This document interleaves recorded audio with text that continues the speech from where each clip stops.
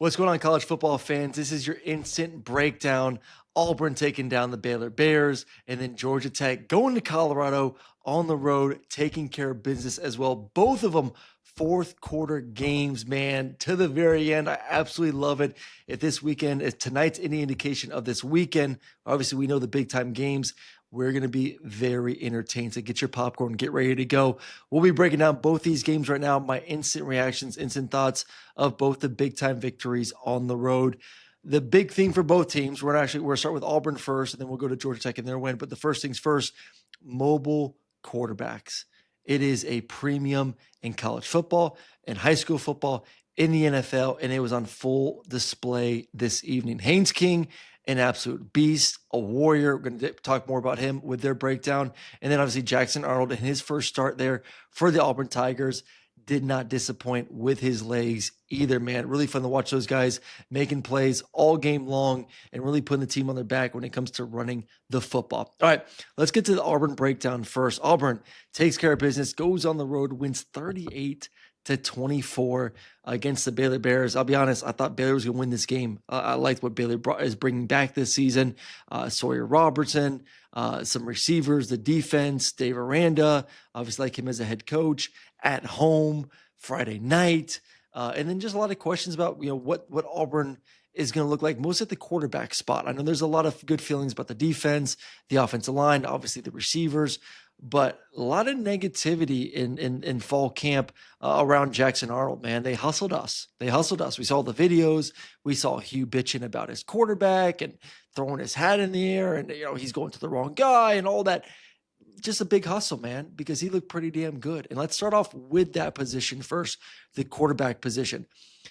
I said it this offseason. When you go back and watch Jackson Arnold a year ago at Oklahoma, there was a lot of good, especially early on. It is not easy to play quarterback when you're playing with your second and third string receivers and offensive line. And that's the position that he was put in a year ago. But you saw moments of really good play. You saw moments of why he was a five-star quarterback. And then he gets put in a situation at Auburn, fresh start, elite receivers, elite offensive line. Guess what happens? You're a pretty good quarterback, and all of a sudden you have a good offensive line in front of you. You got good receivers.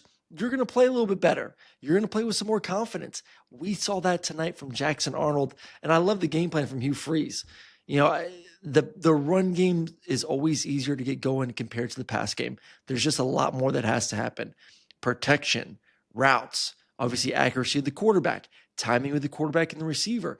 If you can just lean on a team in that first game and just say, we're going to run it down your throat, and eventually, as the season goes on, we'll continue to progress in the pass game, do it, man. Especially on the road. Do it. Run the damn football. And for Auburn in this football game, 307, 5.9 yards per freaking carry on the road. We always say, man, you want to win on the road, run the damn football. They ran the damn thing tonight. Really impressed. First and foremost, obviously, like I said, the quarterback play. Jackson Arnold, 11-17, 108, took care of the football, 137 on the ground with 2 tutties too. Man, he did his thing, but it starts with the offensive line. My boy Cole talked about it, Cole Kublik. A lot of people brought this up too about how this offensive line could be one of the better ones in the SEC to go on the road against an Aranda defense and just bully them.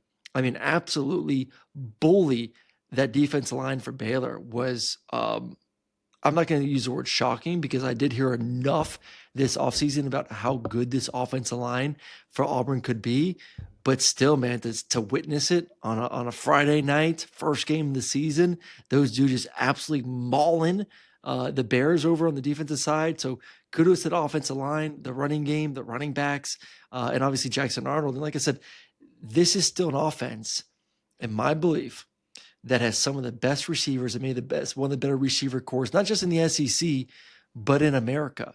And that passing attack is just going to get better and better and better. And guess what? If I'm a team, an SEC team, and I watch that tape tonight, what do I got to do? I got to put a 7th defender in the box. I got to put an 8th defender in the box, depending on the personnel group. And I'm going to leave some receivers one-on-one. Right now, you have to. This is the beauty of game one, putting on the tape that we are not afraid to run the football. We're not afraid just to hand it off, run with our quarterback. That is an absolute nightmare for a defense because no defense wants to go single high against those receivers for Auburn at all, because that's a death sentence as well. So I was excited about Auburn heading into the season, about what they could do this year with Jackson Arnold, those receivers, and bringing in Singleton from Georgia Tech, the offensive line. What we're hearing, I am way more bullish, and Auburn fans should be way more bullish about what this team could be this season based on the fact that how good they ran the football tonight and the balance of what they can do, and the fact that passing attack is still going to be pretty dang impressive. I got them next week. Excited to see that part of their offense continue to mature. A little disappointed with the defense, I'm not going to lie. Baylor's got, we talked about a veteran quarterback. They're going to have one of the better offenses in the Big 12. So I guess you can't be too upset. But I thought there were times during the second half where I would love to see those guys really buckle in and kind of end the game. And there was moments where, kind of Baylor was moving the ball at will. But 24 points is still a pretty good game, especially on the road against that type of offense. Just was looking for a little bit more from the Auburn Tigers. The one thing that I did like overall, not just the defense, but offense as a collective team, was the fact that when things felt like they were getting close, Baylor drives down the field, they get that fourth down touchdown, which was a pretty sweet play, and then Auburn responds with a kickoff return. I've said it in years past that 2 touchdown lead is it's a little scary, and people laugh at me all the time like, you're an idiot. What the hell are you talking about? Because you get comfortable. You feel like, oh my God, we're up by 2. We got everything under control.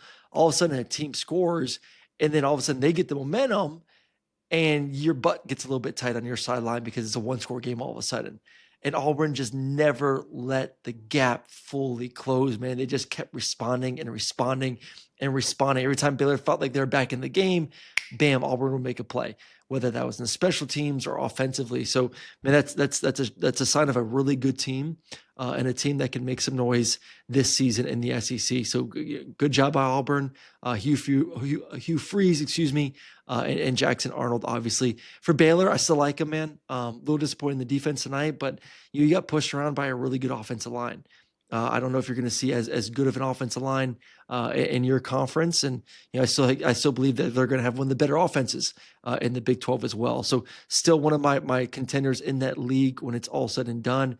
They just faced a better team tonight in the Auburn Tigers. All right, that's that game. Let's go to Georgia Tech versus Colorado. Like I said, the theme of the night: mobile quarterbacks. Haynes King. I want to use the word dog. He's a dog, but he ain't a dog because he's a yellow jacket. But you know what I'm talking about. That dude is a warrior. That guy, last year, this game, just relentless, fearless, whatever word you want to use to describe him in that way. I'm obviously worried about his longevity. Can he do that game in and game out? It's a little bit of a worry for me. But man, I remember seeing 20 minutes ago watching this game, fourth quarter. My brother and dad were watching the football game, and all of us were like, just give him the football. Just let him keep running it. He's going to find a way to win this football game. And I think that's, I could feel that.